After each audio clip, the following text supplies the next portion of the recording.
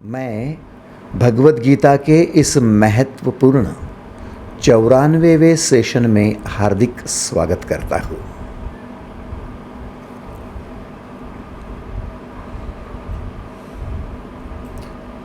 बड़ी महत्वपूर्ण सूझबूझ के साथ मनुष्य जीवन जीना तो चाहता है, लेकिन ये भूल जाता है कि उसका जीवन क्षणभंगुर है। अब आया अब गया, जैसे श्वास आई श्वास गई, जैसे सुबह आई दोपहर आई शाम आई, आई तो सही लेकिन गई भी।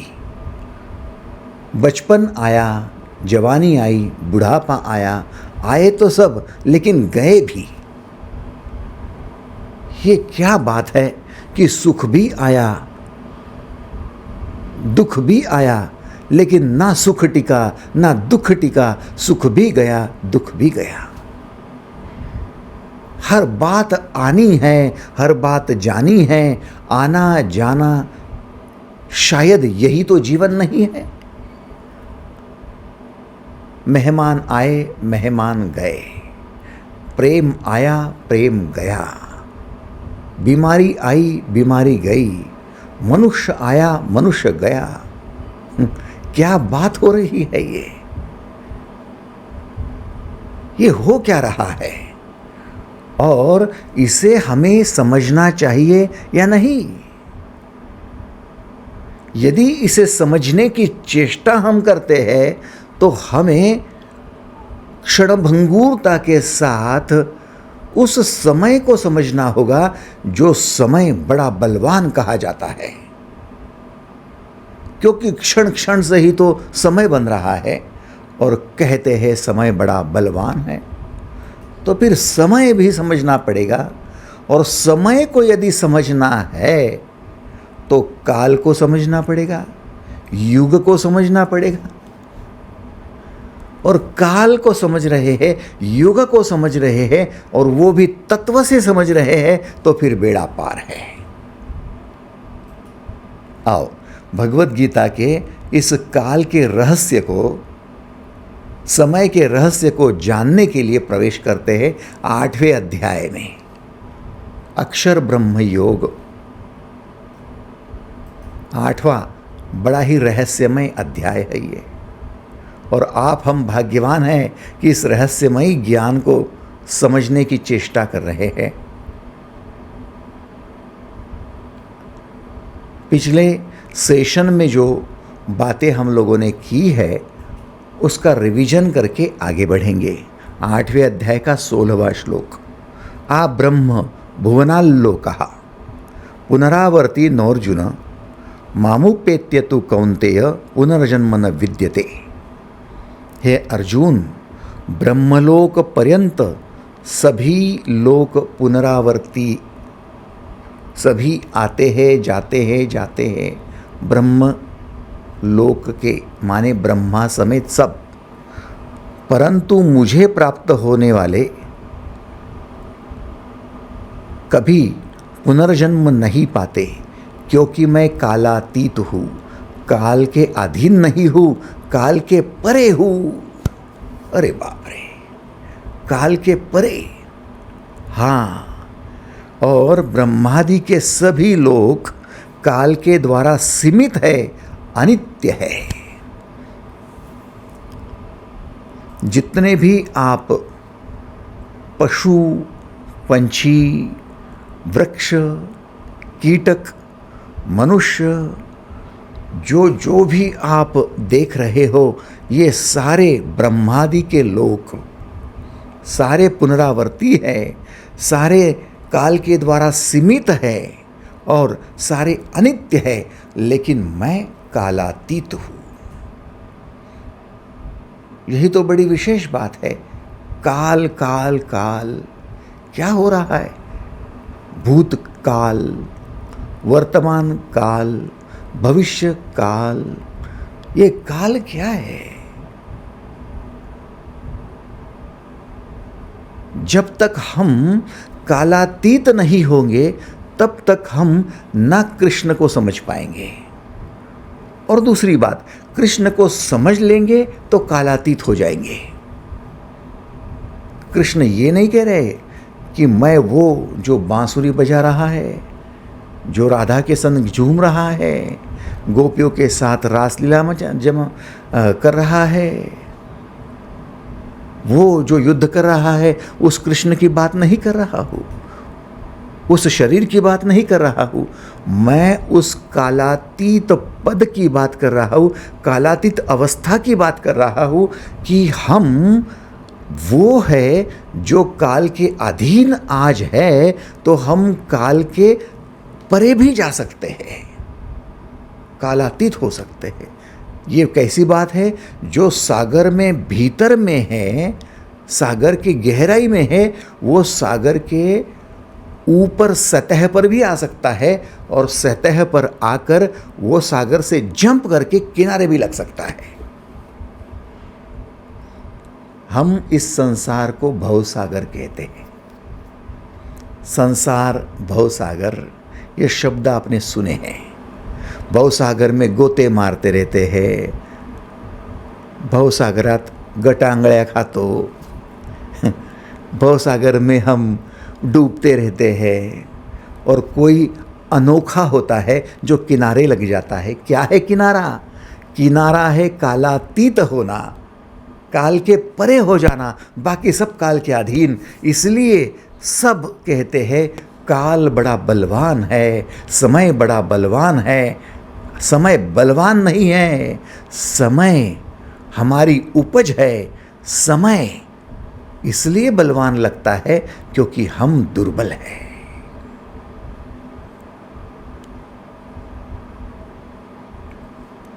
समय हमारी उपज है, समय को हम जन्माते हैं, समय हमसे है।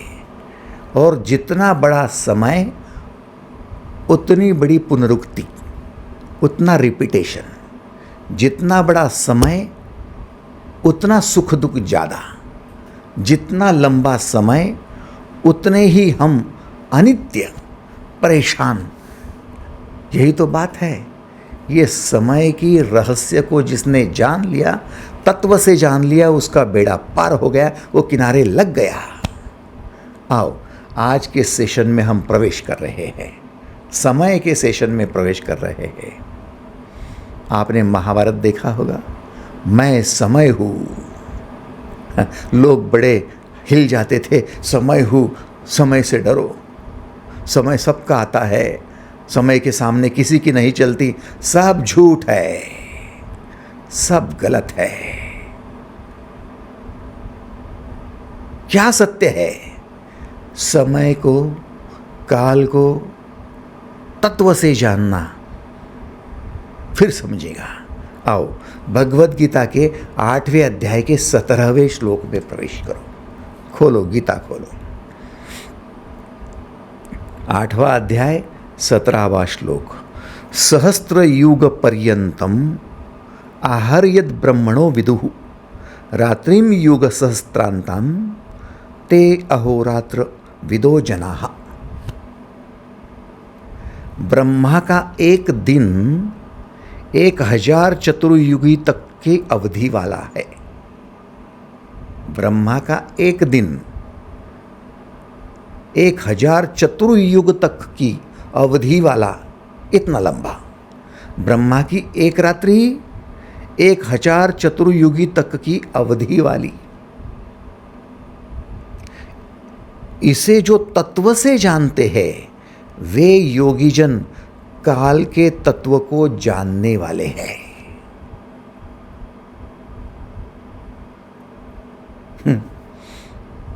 आप समझ रहे हो? थोड़ा कठिन लग रहा है। ब्रह्मा का एक दिन कितना है? 1000 चतुर्युग, 4 युग कहे गए। सतयुग, त्रेता युग, द्वापर युग, कलयुग, ये हुए 4 युग। ऐसे 1000, उतना दिन ब्रह्मा का है। बड़ा लंबा दिन है। आप कहेंगे बहुत ही लंबा दिन है, रात्रि रात्रि भी उतनी ही है। इसे जो काल और आप लंबा समझ रहे हो, इसे जो तत्व से जान रहा है, वो तत्व से जानने वाला क्या है? अव्यक्ताद वक्त्यः सर्वः प्रभवन्त्य हरागमे रात्र्यागमे प्रलीयन्ते तैत्रेव अव्यक्त संज्ञके। काल के तत्व को जानने वाले यह भी जानते हैं कि संपूर्ण दृश्य मात्र भूतगण ब्रह्मा के दिन के प्रवेश काल में अव्यक्त से उत्पन्न होते हैं। अव्यक्त के नीचे अंडरलाइन करना, ये 8वें अध्याय का 18वां नेक्स्ट श्लोक है। संपूर्ण दृश्य मात्र भूतगण ब्रह्मा के दिन के प्रवेश काल में अव्यक्त से उत्पन्न होते हैं और ब्रह्मा की रात्रि के प्रवेश काल में अव्यक्त में ही लय होते हैं, उसमें समा जाते हैं।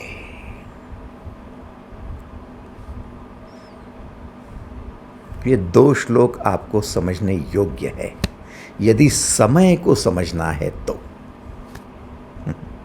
अव्यक्ताद व्यक्तयः सर्वः प्रभवन्त्य हरागमे रात्र्यागमे प्रलीयन्ते तैत्रेव अव्यक्त संज्ञके। अब ध्यान देना जी, सबसे पहली कुछ बुनियादी बातें आपको समझनी होगी। समय, समय क्या है? समय आपके वासना की खींची हुई लकीर है। समय आपके वासना की खींची हुई लकीर है। इस क्षण आप जो कर नहीं पाए और आपके मन में ये आकांक्षा जगी कि मैं उसे अगले क्षण पूर्ण करूंगा, तो समय जन्मा एक क्षण लंबा। आप राह देखेंगे, मुझे अगले पल ये वासना को आकार देना है, ये पूर्ण करना है, तब तक का समय। आपने कहा कि मैं सुबह नहीं कर पाया, दोपहर में कर लूंगा। जो सुबह नहीं कर पाए हो वो दोपहर में करने वाले हो, तो आपके विचार, आपके भाव सुबह से दोपहर तक उसी चीज़ को खोजते रहेंगे, उसी में आसक्त रहेंगे, उसी के विचाराधीन रहेंगे, उसी से संबंधित रहेंगे और उससे लगातार आप संपर्क बनाकर रखेंगे। सुबह से दोपहर तक का समय आपने जन्माया।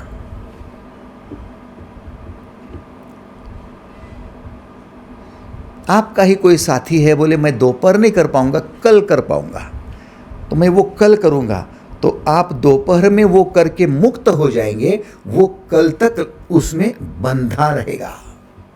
एक ही बात है कि आप दोपहर में निपटारा कर रहे हो और वो कहता है मैं कल करूंगा, तो कल तक वो बंधा है।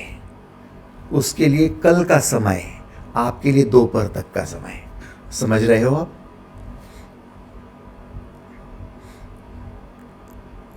कोई तीसरा आएगा कि कहेगा कि मैं कल तक तो नहीं कर पाऊंगा भैया, आपके इतना बुद्धिमान तो हूँ नहीं, आप ये इतना समझदार तो हूँ नहीं, मुझे थोड़ा 5 दिन लग जाएंगे।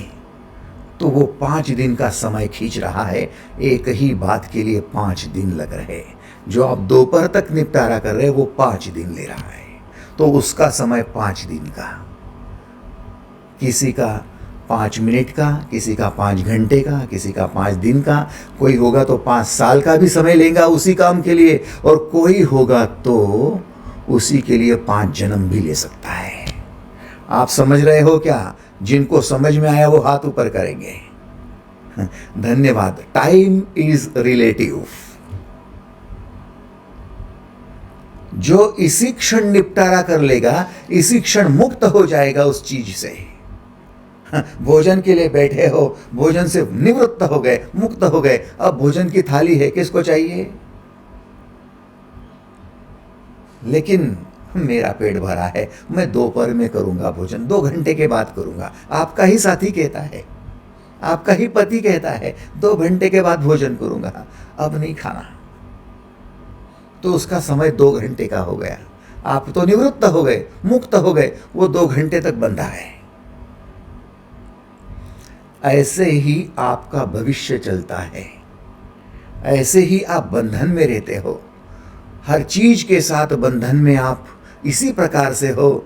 चाहे पत्नी का बंधन है, बच्चों का बंधन है, उनकी शादी का बंधन है, उनको बड़ा करने का बंधन है, उनके नौकरी व्यवसाय का बंधन है, आपकी स्वास्थ्य का अच्छा होने का बंधन है, या फिर आपको खुद को नौकरी लगने का बंधन है, आपको भगवान मिलने का बंधन है, या फिर आपको संन्यास लेने का बंधन है। हर चीज का समय आप खुद मांग रहे हो और उतने समय तक आप उसमें अटक रहे हो। तो समय आपकी खुद की उत्पत्ति है और समय आपका खुद का बंधन है। आप ही खुद जन्माते हो, आप बंधन में बनते हो और आप ही रोते चीखते चिल्लाते हो, समय को दोष देते हो और कहते हो समय बड़ा बलवान है।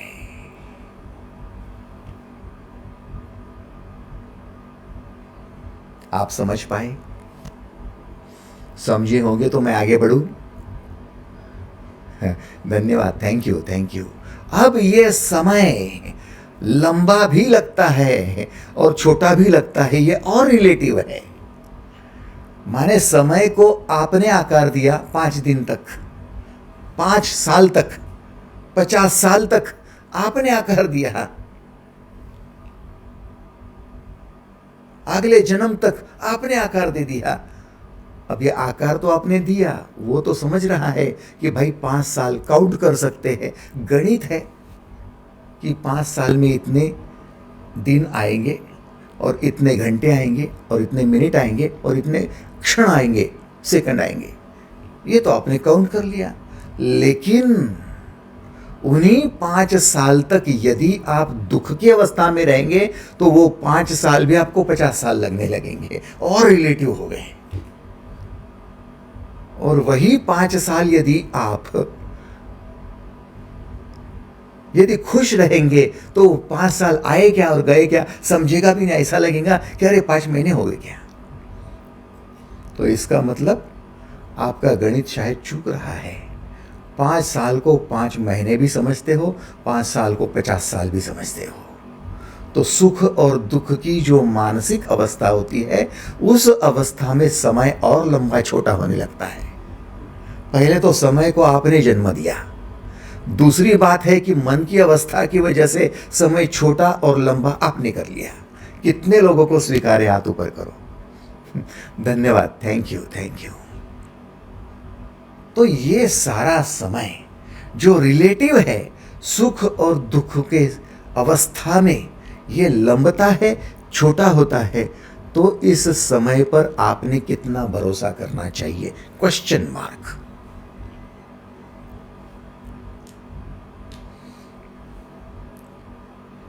मैं थोड़ा पॉज ले रहा हूं आपको सोचने के लिए कि जो समय आपकी उपज है, आपकी वासना की उपज है, आपने समय जन्माया, आपने समय की मांग की, समय की मांग के बाद में वो सुख दुख की अवस्था में लंबा छोटा लगने लगा, यानी रियल वो है या रिलेटिव है? रियलिटी एंड रिलेटिविटी दोनों में कोई फर्क तो है ना। एक सत्य है और दूसरा लगने वाला है। लगने वाला माने है नहीं, उसको आप केवल ऐसा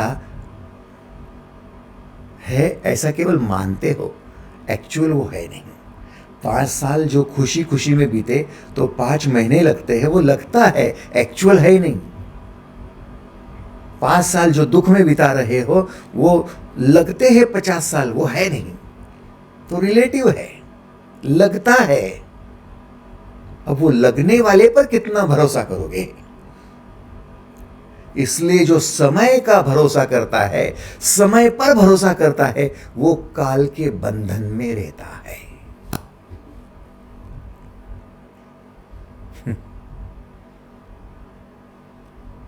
ब्रह्मादि से सभी लोग, जितने ब्रह्मादि के लोग हैं, वो सभी लोग काल के बंधन में बंधे हुए हैं, सीमित है, अनित्य है, अनित्य है।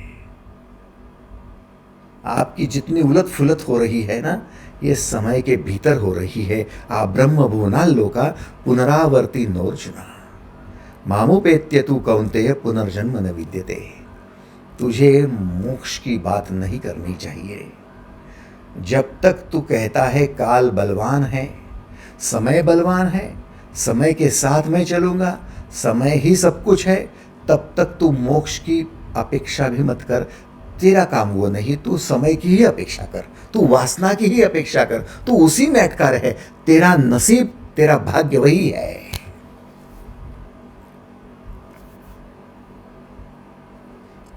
आपको आश्चर्य होगा कि ये क्या कहे जा रहे हो। ये गीता कहे जा रही है भाई साहब। ये ज्ञान क्या है? ये ब्रह्म ज्ञान है, अक्षर ब्रह्म योग का ज्ञान है भाई साहब।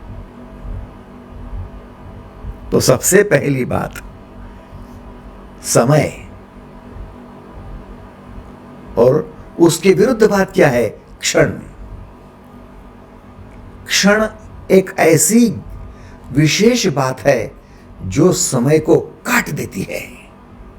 क्षण, मोमेंट, मोमेंट कहाँ है, क्षण कहाँ है? यही अभी, इसी वक्त, बस।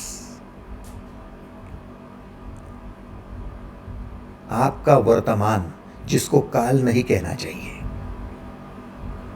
आपका मोमेंट, आपका क्षण, बस।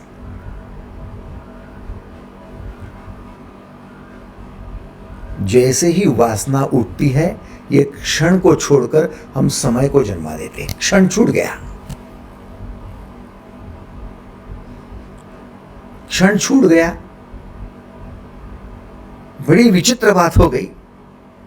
जैसे ही क्षण छूट जाता है, हमारी समाधान की, हमारी तृप्ति की, हमारे आनंद की वो अवस्था नदारद हो जाती है। जो अगले क्षण की, अगले समय की, अगले घंटे की, अगले दिन की, अगले साल की बात करता है, उसको इस क्षण में समाधान कहा, तृप्ति कहा, आनंद कहा। वो तो आगे की बात कर रहा है, इस क्षण में नहीं। और जो इस क्षण में खुश है, इस क्षण में तृप्त है, इस क्षण में आनंदित है, उसको अगले क्षण का क्या लेना देना? उसको तो उसका भान भी नहीं है, याद भी नहीं है, कोई संबंध नहीं है। इसलिए इस क्षण में सर है।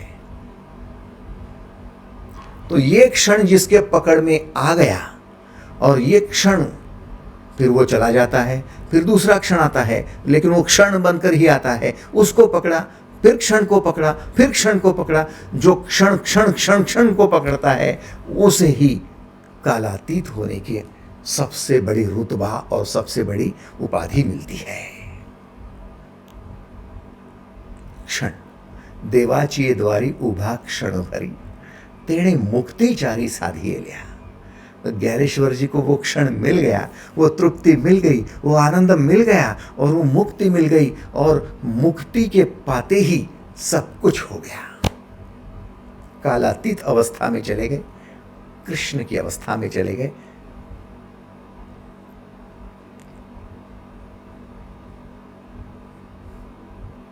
अब मैं आपसे एक बात बताऊं, थोड़ी बात विज्ञान की है भाई साहब, और विज्ञान की बात आपको यदि समझ में आ गई तो ये अध्यात्म की बात सीधी समझ में आएगी। पहले जो वैज्ञानिक थे, वे पदार्थ को ही,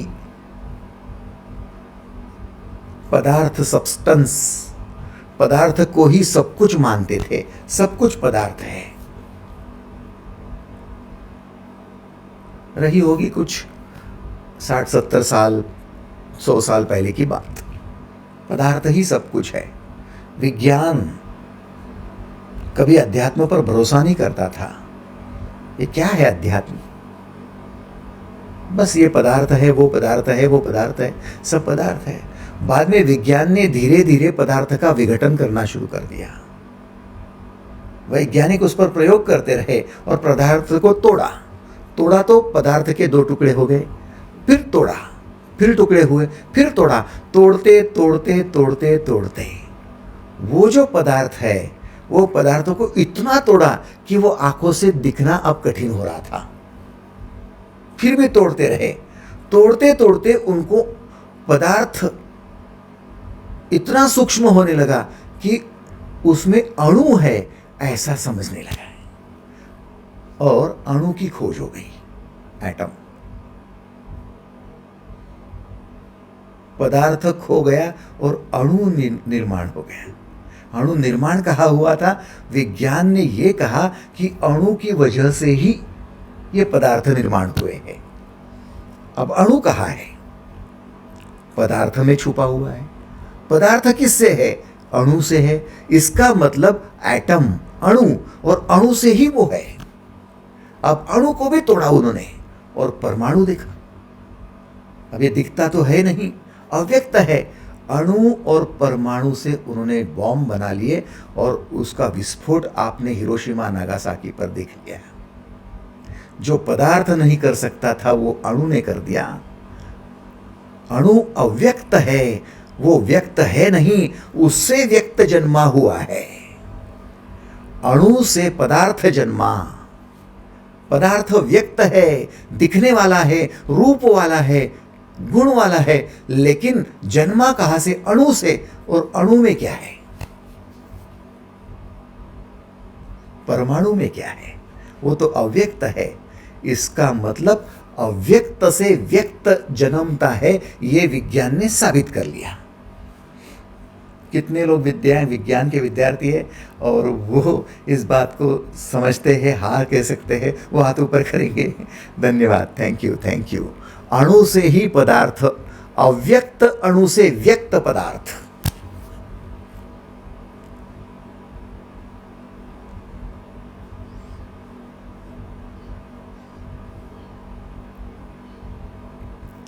उस अणु को भी उन्होंने जांचने की कोशिश की तो वो और गहराई में गए।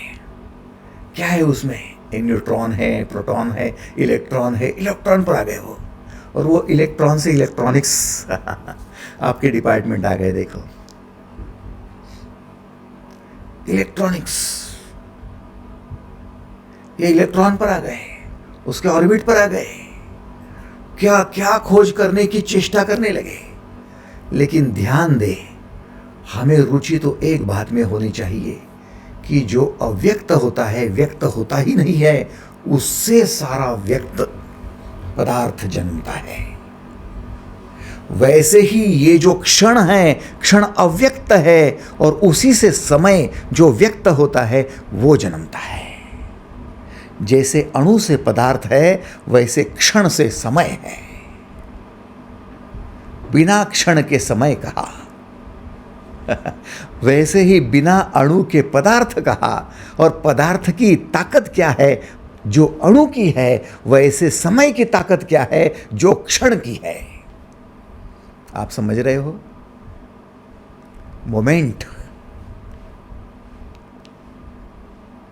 क्षण की ताकत। जिसे ये क्षण की ताकत समझ में आई, उसे परमात्मा की ताकत समझ में आई।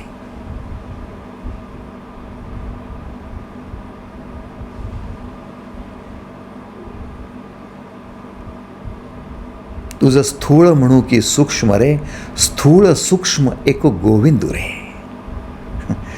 तू ही तो व्यक्त हो रहा है विठ्ठला, तू वेडा कुंभार।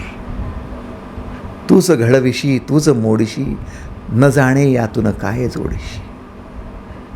क्या हो रहा है ये संत क्या कह रहे हैं? उनकी भाषा समझ में आ रही है? हाँ, आप समझने लगे हैं। ये जो व्यक्त पदार्थ है, ये जो व्यक्त समय है, ये सारी उपज है, वो अणु की उपज है, वो अव्यक्त है। ये क्षण अव्यक्त है, उसी से सारा व्यक्त हो रहा है। इतना लंबा आपका अतीत, इतना लंबा आपका भविष्य देने वाला, भाग्य की बात करने वाला, नसीब की बात करने वाला आपका ये भविष्य काल क्या है? ये क्षण की लंबी खींची हुई लकीरें हैं। इसलिए भाग्य की रेखा, नसीब की रेखा उन लोगों के लिए है जो नसीब के अधीन हैं, समय के अधीन हैं, भाग्य के अधीन हैं, लेकिन भाग्य को अपने वश में करने वाला है, जो रेखा को ख़त्म कर देता है और उस मोमेंट में आता है जिसने समय को जन्माया है। अणु की बात करो तो साइंस में पहुंचो, पदार्थ की बात करो तो आदि मानव में पहुंचो, जो पदार्थ को ही समझते थे। इतने बुद्धू कि हाथ में पत्थर उठाया, किसी को मार दिया। तू जान ही ले सकता है पदार्थ की, दूसरे पदार्थ से पदार्थ तोड़ सकता है, कर क्या सकता है, तेरी औकात क्या है, इतनी ही समझ है। लेकिन जो गहराई में गया और पदार्थ के भीतर अणु को ढूंढ कर निकाला, उसे वैज्ञानिक कहेंगे, आदि मानव नहीं कहेंगे। वैसे ही जो समय में भाग्य में लंबा चौड़ा खींचता रहा, मेरे अगले जन्म में क्या है देखो ना, 5 साल के बाद क्या होगा देखो ना, 25 साल के बाद मेरे बेटे का क्या होगा देखा ना। आदि मानव कही के चल विज्ञान में आ, चल अणु में आ, चल समय से परे क्षण में आ, समय के मालिक क्षण में आ। और इस क्षण में जो आ गया, समझ लेना वो वैज्ञानिक के भांति आध्यात्मिक हो गया। कितने लोगों को स्वीकार है, हाथ ऊपर करेंगे। धन्यवाद, थैंक यू, थैंक यू। पहले ही कह दिया था, ये विज्ञान और अध्यात्म की जोड़ देने वाला ये बड़ा रहस्यमयी और बड़ा महान ऐसा अध्याय है। ये क्षण में आओ, कालातीत हो जाएगा। जो मुझे प्राप्त होते हैं, मामू पेत्य तु कौन्तेय पुनर्जन्म न विद्यते। मुझे जो प्राप्त होते हैं, काल के अधीन जो नहीं रहना चाहते, काल के परे कालातीत जो हो जाते हैं, पुनर्जन्म नहीं करते। आपने देखा है, इस मोमेंट के पहले जो अतीत है उसी का रिपीटेशन भविष्य में हो रहा है।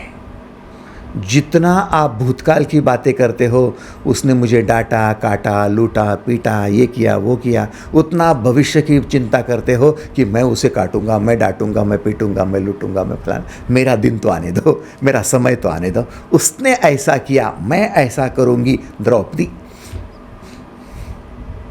समय तो आने दे। और फिर रोती बिलकती द्रौपदी। क्या जीवन है आपका? क्या कर रहे हो आप? उन्हीं बातों को रिपीट कर रहे हो, उन्हीं की पुनरावृत्ति हो रही है।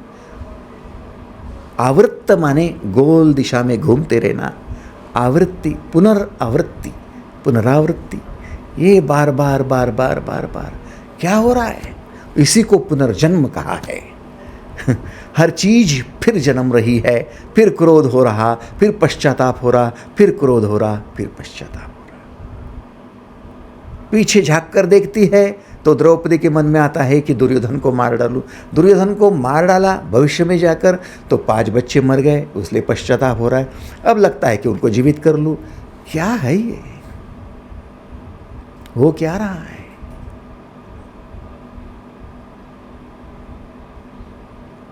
लेकिन जो क्षण में रुक गया, क्षण का हो गया, अणु का हो गया, वो तो अणु की इतनी ऊर्जा लेकर, क्षण की ऊर्जा लेकर वो परमात्ममय हो गया, वो ईश्वरमय हो गया, साक्षात ईश्वर हो गया। इतनी ताकत है। हाँ, यस, अणु बम की ताकत है ना। वो तो अणु की बात कर रहा, मैं तो क्षण की बात कर रहा हूं, उससे भी परे। तो भाई साहब, अव्यक्ताद व्यक्तयः सर्वः प्रभवन्ते हरागमे रात्र्यागमे प्रलीयन्ते तत्रैव अव्यक्त संज्ञके। अव्यक्त के नीचे अंडरलाइन करेंगे आप। काल के तत्व को जानने वाले यह भी जानते हैं कि संपूर्ण दृश्य मात्र भूतगण ब्रह्मा के दिन के प्रवेश काल में अव्यक्त से उत्पन्न होते हैं और ब्रह्मा की रात्रि के प्रवेश काल में उसी अव्यक्त में ही समा जाते हैं। अब मेरे 1-2 बातें गौर से सुनना। अव्यक्त में एंट्री करने से पहले आप ये बात समझ लो कि ब्रह्मा का दिन इतना लंबा चौड़ा और हमारा इतना छोटा कैसे?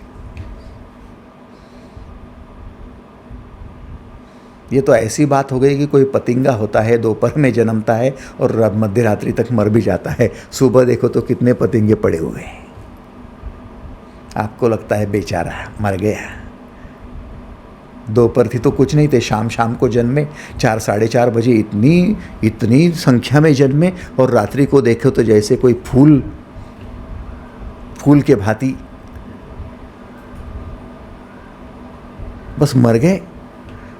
लेकिन आपने सोचा वही पतिंगा जो दोपहर में जन्मा था, रात्रि को मर गया, उसने उसकी सारी कहानी पूरी कर ली, जन्म भी ले लिया, चलना उड़ना भी सीख लिया, उसमें उतने शादी भी कर ली, उसके बच्चे भी हो गए, नई पीढ़ी को भी जन्म दे दिया, बुढ़ा भी हो गया और रात्रि को मर भी गया। आप है कि आपको स्कूल में 10-10 12-12 साल पढ़ना पड़ रहा है, 21 साल के हो गए, हाँ इतने बुद्धू है क्या बाद में शादी करनी पड़ रही है, फिर जाकर आपको बच्चे हो रहे हैं, फिर उनकी शादी करा रहे हो। वो पतिंगा तो आपसे ज़्यादा होशियार होगा, दोपहर में आया, शाम को चला गया, रात्रि को चला गया, उसने भी पूरा कर लिया।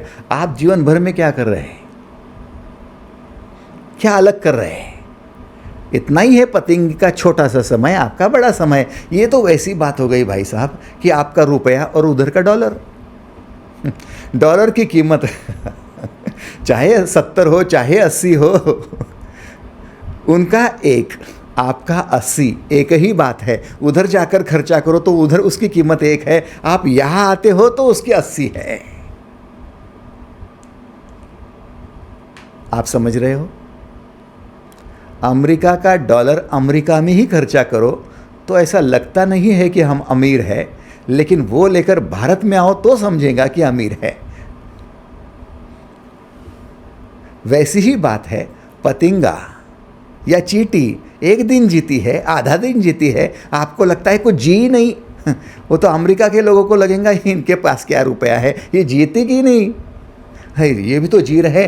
कितने इंडियन खुशी से जी रहे, हाथ ऊपर करो, कितने इंडियन खुशी से जी रहे। ये तो पतिंगे हैं ना अमेरिका के सामने, 80% कम है भाई साहब आप। समझ रहे हो? ये तो गणित की बात है, कोई फर्क नहीं पड़ता है। भारत का रुपया और कोई देश है, उनके देश में 80 रुपये लाता है, 250 रुपये भी लाता है। देश की करेंसी है भाई साहब। सब अपनी अपनी जगह मस्त है, अपनी अपनी जगह खुश है। आपको व्यर्थ ही लगता है कि इतना लंबा जीवन, इतना चौड़ा जीवन, ब्रह्मा का जीवन इतना लंबा, कितना लंबा, 4 युग बीत जाएंगे। तो वैसे ही हो रहा है ना, आपका जीवन मान ले 100 साल का है, तो पतिंगे के सामने कितने युग बीते बोलो? एक चींटी के सामने आपका कितना जीवन बीता बोलो? चींटी तो जब जन्मती है और मरती है तो उसके बीच में सोती भी नहीं है, आंखें बंद होती है तो मर ही जाती है। तब आपने ढूंढ लेना गूगल पर, चींटी जन्मती है और चींटी मरती है, तो जन्म से लेकर मरने तक वो सोती नहीं है, क्योंकि उसके पास इतना समय ही नहीं है। चींटी आई और घंटों में मर गई, और उसके हिसाब से आपका यदि जन्म पूरा गिना गया तो चतुर्युग के समान हो जाएगा, क्योंकि वो घंटों जी। और फिर आपके दिन गिनो, आपके वर्ष गिनो, महीने गिनो, और आपका लंबा चौड़ा जीवन गिनो। आपके सामने कछुए का जीवन गिनो, वैसे ब्रह्मा का जीवन गिनो। ये गिनती मतलब की नहीं है। सारी गिनती आपकी केवल ये समय की गिनती है। समय मैटर नहीं करता, अवस्था मैटर करती है कि आपने पूरा क्या किया है, अधूरा क्या छोड़ा है।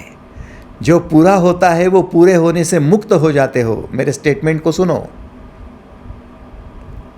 समय कितना लंबा जिए हो उसको मतलब नहीं है, आपने क्या क्या पूरा किया है और उससे मुक्त हुए हो वो मतलब का है, और आपने क्या क्या अधूरा रखा है और उसकी वासना में, आकांक्षा में अभी भी समय काट रहे हो, वो मैटर कर रहा है। तो मरते हुए व्यक्ति को पूछ लेना कि तेरा जीवन क्या रहा, बोले कुछ आधे अधूरे सपने और टूटे फूटे सपने और आधा अधूरा जीवन। क्या पूरा हुआ आपका? क्या पूरा हुआ?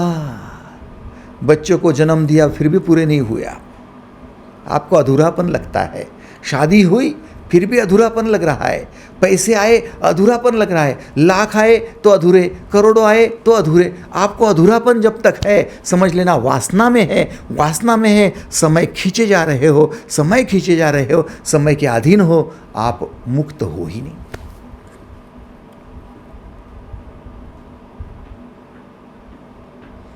आप समझ रहे हो?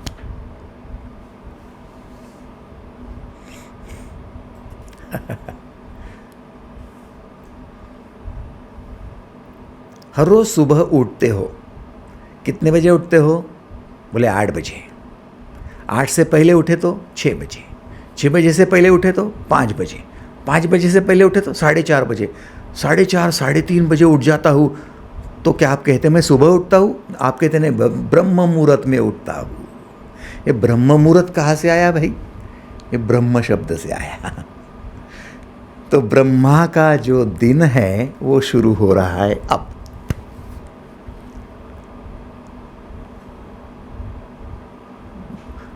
हर व्यक्ति ब्रह्म मुहूर्त में जग रहा है।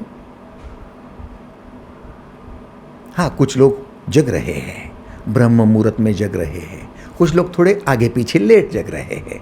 लेकिन कृष्ण तो कहते हैं अव्यक्ताद व्यक्तयः सर्वः प्रभवन्ति हरागमे रात्र्यागमे प्रलीयन्ते तैत्रेव अव्यक्त संज्ञके।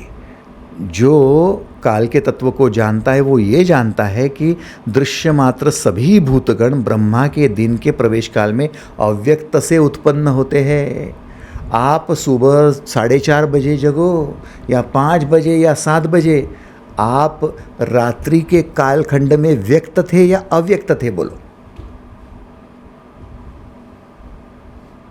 रात्रि के कालखंड में व्यक्त थे या अव्यक्त थे?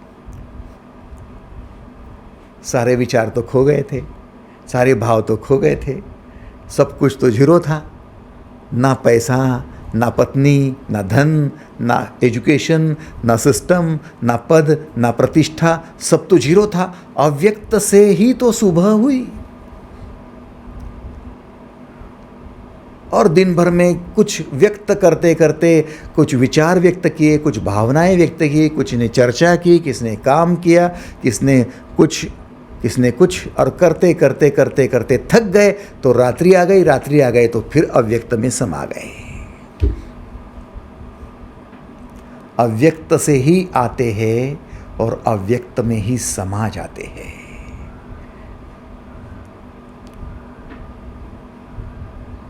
इसीलिए कहा जाता है कि ये रात्रि, बोले तो नींद, ये छोटा मृत्यु है। अव्यक्त में जाना मृत्यु में जाना है। अव्यक्त से उत्पन्न होना फिर जन्म लेना है। और ये मृत्यु एक बड़ी रात्रि समान है, मृत्यु बड़ी नींद है। और ये मृत्यु जो अव्यक्त, उसी से फिर व्यक्त हो रहा है, फिर अव्यक्त में जा रहे, फिर व्यक्त में जा रहे, फिर अव्यक्त में जा रहे। व्यक्त और अव्यक्त का ये जो सर्कल चल रहा है, इसे जन्म मृत्यु जन्म मृत्यु जन्म मृत्यु का फेरा कहा गया है। और ये लगातार चल रहा है। जन्म मृत्यु का फेरा लगातार सर्कल में आप जन्म रहे हो, मर रहे हो, चालू है। तो अव्यक्त को आप मामूली समझते हो क्या? किस लोगों ने कह दिया कि पहले मुर्गी या पहले अंडा। अरे मुर्गी भी और अंडा भी दोनों अव्यक्त से है। अव्यक्त में ना मुर्गी है ना अंडा है, अव्यक्त में कुछ भी नहीं, उसमें से सब है। आप समझ रहे हो?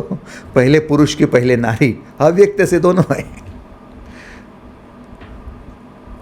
अव्यक्त से ही पेड़ है, अव्यक्त से ही सब है, अव्यक्त से ही सब है। अणु से ही पदार्थ है, और अणु से पदार्थ जो निर्माण हो रहे हैं, किसने कहा कि अणु से पत्थर ही बनेगा, अणु से पेड़ नहीं बनेगा,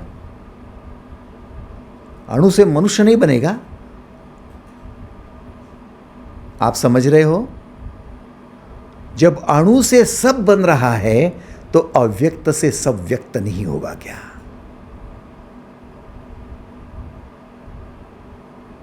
और जो जो कुछ अव्यक्त से निर्माण हो रहा है वो सब सर्कल में है, वही व्यक्त हो रहा है, वही अव्यक्त हो रहा है, और ये चला रहा है, चल रहा है, चल रहा है, इसलिए सब काल के अधीन हो गए। मैं एक बात करना चाहता हूं, थोड़ा ध्यान देना साइंस के विद्यार्थी। दो समान अंतर पर खींची हुई लकीरें एक दूसरे को मिलती है? समान अंतर पर जो लकीरें खींची जाती है समान अंतर पर, वो एक दूसरे से मिलती है क्या? जिनको लगता है नहीं मिलती है वो हाथ ऊपर करेंगे। समान अंतर पर खींची हुई लकीरें, धन्यवाद, थैंक यू। अब जिनको लगता है कि नहीं, दो समान अंतर पर खींची हुई लकीरें एक दूसरे को मिल जाती है, वो हाथ ऊपर करेंगे। एक भी हाथ ऊपर नहीं है।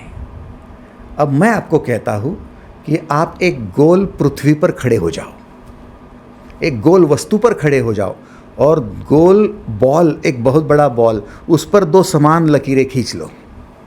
बॉल पर खड़े हो और वो बॉल घूम रहा है, उसके साथ आप घूम रहे हो।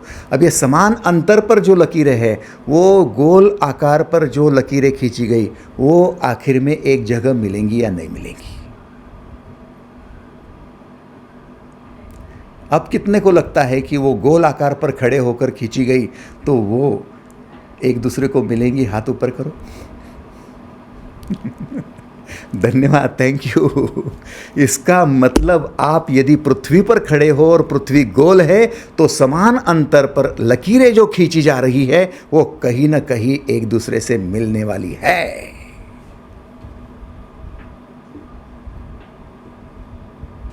क्योंकि पृथ्वी गोल है। आप बोलेंगे ये क्या हमको परेशानी में डाल दिया आपने? लेकिन परेशानी की बात नहीं है, ये बात आपके गहराई में गए हुए ज्ञान की बात है। आप किसी भी लकीर पर खड़े रहो, अमीरी के या गरीबी के, पुरुष के या नारी के, पेड़ के या पौधे के, मनुष्य के या किसी के, आपको बार बार उस शून्य तक, उस अव्यक्त तक पहुंचना ही होगा। आप ये नहीं कह सकते कि मैं मनुष्य बन गया तो मैं अमर हो जाऊंगा, मैं ब्रह्मा बन गया तो अमर हो जाऊंगा। कुछ नहीं, अव्यक्त में ब्रह्मा को भी जाना ही है।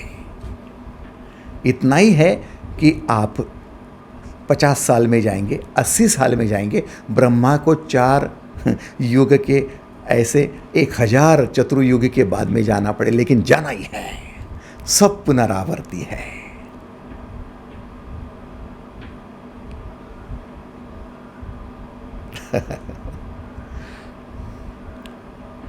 बड़ी विशेष बात है। छोटे से अंतर पर आप लकीरें निकालते हो और आपका अंतर इतना छोटा सा होता है तो आपको लगता है ये समानांतर है, लेकिन इतने बड़े पृथ्वी पर, गोल घूमने वाली पृथ्वी पर लंबा खींचते जाओगे तो वो एक दूसरे से मिलती है।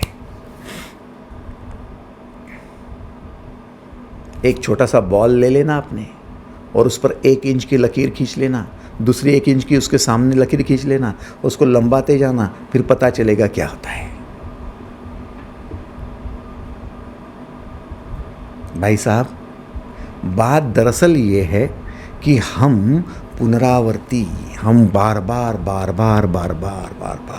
व्यक्त और अव्यक्त में आ रहे हैं, व्यक्त और अव्यक्त में जा रहे हैं। कृष्ण का कहना है अव्यक्त में आप जब एंट्री करोगे, जब आप एंट्री करोगे, तब आप यदि अपने अधूरे कामों को लेकर एंट्री करोगे तो उनके लिए फिर से व्यक्त होते हुए आपको उसी जन्म में जाना पड़ता है। जैसे रात्रि को आपने जो विचार किया और सो गए, जो भाव रखा सो गए, तो सुबह में उसी अधूरे काम के लिए आपको विचार आएंगे। ठीक उसी प्रकार से अव्यक्त में एंट्री करने से पहले यदि समय को लंबा खींचा होगा, वासना होगी, कामना होगी, अतृप्ति होगी, असमाधान होगा, असहजता होगी, उसमें यदि आपकी आकांक्षा होगी तो आपको अव्यक्त के बाद में व्यक्त होते हुए भी बार बार उसी में जाना पड़ेगा और आप पछताते रहोगे, संसार में पछते रहोगे। इसलिए समय के इस लंबी कड़ी को तोड़ो, मुक्ति उसी में है। समय की बात छोड़ो तो भाग्य छूट जाता है, समय की बात छोड़ो तो भविष्य छूट जाता है, समय की बात छोड़ो तो फिर दुर्भाग्य और जन्म मरण की बातें भी छूट जाती है, समय की बात छोड़ो तो फिर आने वाला टारगेट भी छूट जाता है। जो रहता है वो क्षण है, जैसे पदार्थ छूट जाता है, अणु बच जाता है, वैसे ही आप क्षण में आकर खड़े होते हो और वो क्षण कालातीत होता है। हर क्षण क्षण क्षण क्षण में आप हो। पश्चिम ने ये नहीं माना था, इसीलिए पश्चिम और यहूदी लोग, क्रिश्चियनिटी, उन्होंने समय को बड़ा बलवान समझा। उन्होंने कहा कि यीशु हमारा ऐसा महामानव था कि उससे पहले कुछ नहीं था। यीशु ने जन्म लिया बोले तो इतिहास पुरुष ने जन्म लिया।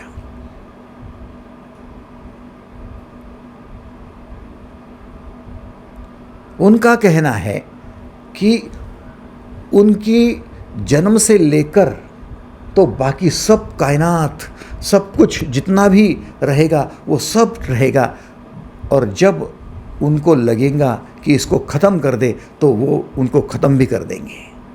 माने जिसने बनाया वो ही ख़त्म करेगा? इतना दुष्ट तो वो हो नहीं सकता। ये अव्यक्त से निर्माण हुआ है, उस स्टेट पर जाएगा, उस स्टेट पर जाकर जो फिर से अपनी वासना बढ़ाएगा वो फिर नीचे की स्टेट में आएगा। ये लगातार लगा रहेगा। ये अव्यक्त का और व्यक्त का ज्ञान पूर्व के अध्यात्म का, विशेष करके भारतीय अध्यात्म का रहा। इसलिए भारतीय अध्यात्म ने काल की गणना को कोई महत्व दिया ही नहीं। कोई इतिहास की जरूरत नहीं, क्योंकि सब बार बार वही हो रहा है, पुराना ही सब रिपीट हो रहा है। इसलिए पुराण लिखे गए। पुराण का मतलब है पुराना। आपने कई बार जन्म लिए, पुराने हो आप, पुराण हो आप, खुद पुराण हो। कई बार आपने क्रोध किया, कई बार पश्चाताप किया, कई बार बच्चों को जन्म दिया, बहुत अनुभव है आपको, आपको बड़ा अनुभव है। पुराण है आप, खुद पुराण हो आप। एक छोटा बच्चा था, उस छोटे बच्चे को उसके पिताजी ने कह दिया कि बेटा अब देख बादल गरजेंगे, अब देख नीले बादल आ गए हैं, सफ़ेद बादल आ गए हैं, अब देखो बिजली भी चमकेंगी, बड़ा गरजेंगे, अब देख बारिश आ जाएंगी, तो घर में ही बैठना। और सचमुच बारिश आ गई। वो बच्चा कहने लगा, पिताजी पिताजी आप कितने महान हो, आप कितने भविष्यवेता हो, आपको समझता है सब कुछ कि बादल गरजेंगे, आपको मालूम है बिजली आएंगी, आपको मालूम है बारिश आएंगी, इतना सब कुछ कैसे समझता है, इतने बड़े विद्वान कैसे हो गए, भविष्यवेता कैसे हो गए। अब पिताजी क्या बोलेंगे कि मेरे पिछले साल का अनुभव है, पिछले साल ऐसा ही हुआ था, उसके पिछले साल ऐसा हुआ था, ऐसा मैं बचपन से देखते आ रहा हूँ कि ऐसा वातावरण होता है, ऐसा मौसम आता है, ऐसा जून का महीना आता है, जुलाई आता है, ऐसा मानसून आता है और ऐसे बादल गरजते हैं। ये तो स्वाभाविक बात है, रिपीटेशन की बात है, पुरानी बात है, पुराण की बात है, ये तो होना ही है। नए नए को लगता है कि कुछ विशेष है। वैसे ही आपके जीवन में भविष्य में क्या होने वाला है किसी ने बता दिया तो समझ लेना कि उसको अनुभव ज़्यादा है, बाकी कुछ नहीं है, कोई भविष्यवेत्ता है ही नहीं। आपसे जो 2 मानसून उसने ज़्यादा देख लिए हैं। आप समझ रहे हो?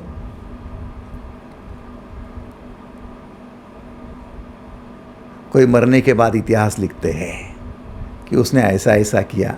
अरे आप इतिहास क्या लिखते हो, उसने कई बार किया है ऐसा। कैसे सिद्ध करेंगे?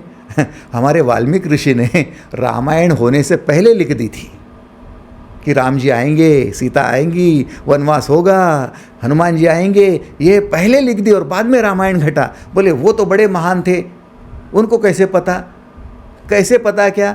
ऐसे युग में हमेशा हम बार बार आ रहे हैं, कई बार हम आकर गए हैं, हम ही वो है जो रिपीट हो रहे हैं। तो वाल्मीकि ने रिपीटेशन लिख दिया कि पिछले बार ऐसे ही एक बार घटना घटी थी, तब राम आए थे, तब सीता आई थी, तब हनुमान जी थे, तब रावण थे, तब यही रिपीटेशन हुआ, वही क्रोध हुआ, वही रोना धोना हुआ, वही हुआ, वही उनको छोड़ने के लिए आया, वही उनको फंसाने के लिए आया, सब रिपीट हो रहा है। उन्होंने लिख दिया और वो हो गया। आप भी रामायण लिख सकते हो, अनुभव है। आप समझ रहे हो? कई बार राम जन्मे हैं, कई बार कृष्ण जन्मे हैं। यदा यदा ही धर्मस्य ग्लानिर्भवतु भारत, मैं फिर जन्मूंगा। मेरे कई जन्म हुए हैं, तेरे भी कई जन्म हुए अर्जुन, तू जानता नहीं, मैं जानता हूं। हाँ, देखो, पूरब कहता है कि ये रिपीटेशन है, अव्यक्त से व्यक्त होना है, होना है, होना है, ये बार बार होता है, इसलिए भविष्य में क्या होने वाला है ये भी आप समझ सकते हो। तो वाल्मीकि ने कोई बड़ी बात कर ली नहीं।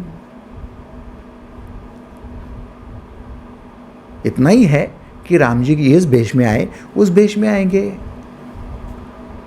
रथ पर चले, अब बुलेट पर चलेंगे, क्या फर्क पड़ता है?